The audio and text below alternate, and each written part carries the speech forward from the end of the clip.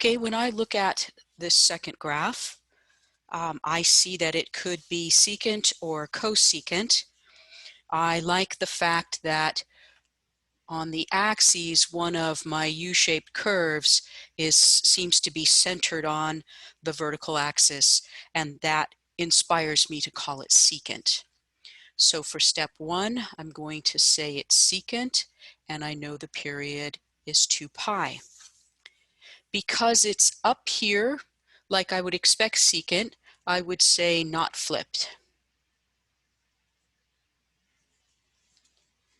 When I look closely at the picture of the graph, I see that if I'm calculating the absolute value of A, the bottom of the upper U curve is at 2, and the top of the lower U curve was at -4. So that gives me 2 plus 4 is 6 over 2 is absolute value is 3. And it's not flipped, so A equals 3. So that's one of them. D is 2 plus -4 over 2. So that's -2 over 2, or -1. So there's my D value. When I looked at the period, I noticed that from the bottom of one U curve to the bottom of the next U curve, that distance is 2. So that one's at 0. This one is at 2 on the horizontal axis. So the distance between them is 2. So that's telling me this is the period of this modified function.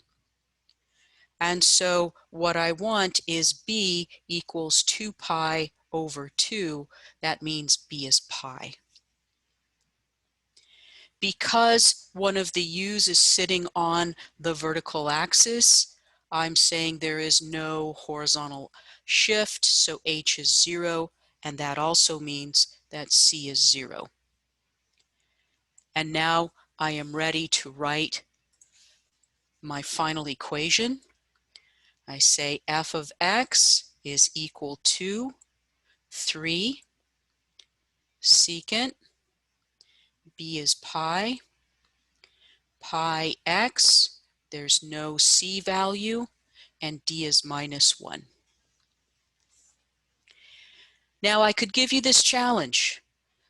After you've done this and you get your answer, go try it picking secant flipped.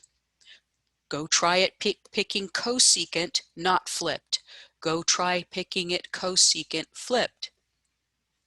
It's interesting to see how the numbers change and which ones don't change.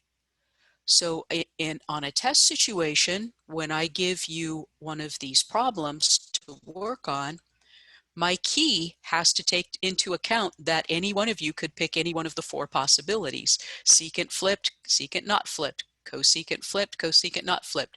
And so my key will show how to work all of them. But practice this yourself. It's kind of interesting.